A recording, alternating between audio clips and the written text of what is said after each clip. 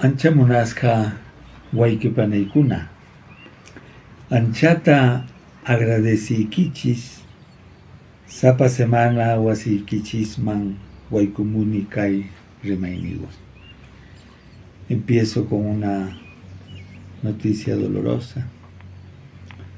El 9 de este mes de enero del 2024 ha fallecido una gran madre, mujer, amiga, maestra, la señora Juanita Carcausto, puneña, a quien conocí cuando llegué a esta zona en 1982 y enseñé donde ella estaba enseñando, en el Colegio Santa Rosa de Puno.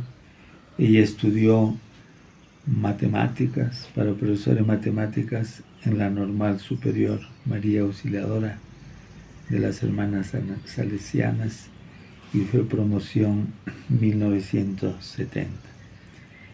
Mis condolencias a sus 4 hijos, Dayana, José, Juan Carlos y Candy. Hace 11 meses había fallecido su esposo Aristides Montesinos, quien trabajó también con mucho éxito y mucho carisma en Cáritas Puno durante muchos años. Juanita, maestra de muchas generaciones,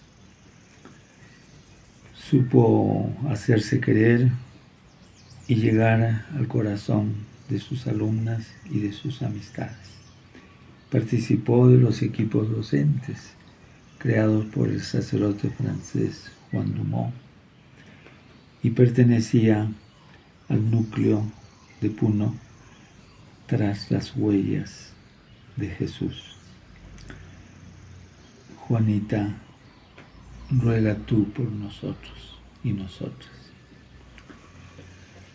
Hoy quiero conversar con ustedes 2 semanas antes de la Navidad del texto del Evangelio que nos presenta la Iglesia, y aparece en ese texto una persona importantísima con un pie en el Antiguo Testamento y otro pie en el Nuevo. Me refiero a Juan, llamado el Bautista, precursor de Jesús. Y él en Lucas capítulo 3 expresa su misión. Y lo primero que tengo que decir es que él inicia esa misión, esa labor profética, predicando. Entonces aquí vemos la importancia de la palabra y él supo usarla. Y nos invita a nosotros también a usar la palabra para el bien. ¿Cuántas veces suceden cosas graves y nos acomodamos en el silencio? No hablamos, decimos no quiero comprometerme. Sin embargo, los profetas como Juan y por supuesto como Jesús tuvieron la predicación, el uso de la palabra como algo fundamental y principal. Y vemos en segundo lugar cuál era ese mensaje de Juan. Él decía, cambien su manera de vivir como condición para que sean perdonados sus pecados. La condición para el perdón era el cambio. Y aquí chocaba Juan con gente que creía que la relación con Dios empezaba y terminaba con orar mucho, con guardar el día sábado, no caminar, no hacer nada, dedicarlo a Yahvé. Sin embargo, él pone el acento, como en toda la Biblia, lo pone Dios, en el cambio. Y podemos atrevernos a decir, como alguna vez ya lo he dicho, que Dios es el Dios del cambio, no de la costumbre, de la repetición, del estar ahí apoltronados, haciendo lo que todos hacen, sino Dios nos pide el cambio en todas las esferas, en la personal, en la familiar, en la social, que tiene que ver, por ejemplo, con nuestro trabajo, con nuestra profesión, y también en lo eclesial. El Papa Francisco ha dicho en distintas oportunidades que sepamos reaccionar, que sepamos hacer una crítica cuando vemos algo malo en la iglesia. Incluso les decía en Brasil a los jóvenes, hagan lío. O sea, no sean gente resignada, sino gente de cambio. Un tercer aspecto es que Juan puso una señal para este cambio, y fue el bautismo que él realizaba con agua, como anticipo del bautismo de Jesús, que iba a ser con fuego y Espíritu Santo. En cuarto lugar, vemos que muchos lo buscan, pero pocos le hacen caso. Sucede eso con los profetas.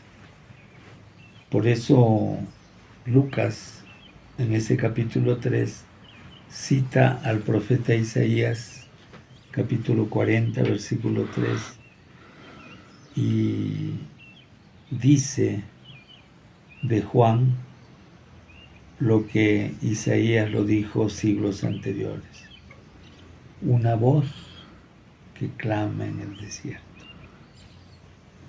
Así son los profetas, y Juan lo fue. Una voz que clama en el desierto, que a veces nadie quiere escuchar, y que como choca, como exige el cambio, en muchos casos hasta agreden al que transmite ese mensaje. ¿Cuántos llamados a la justicia y a la paz durante siglos en estos últimos tiempos? El Papa Francisco, por ejemplo, frente a la guerra. Los gobernantes no hacen caso.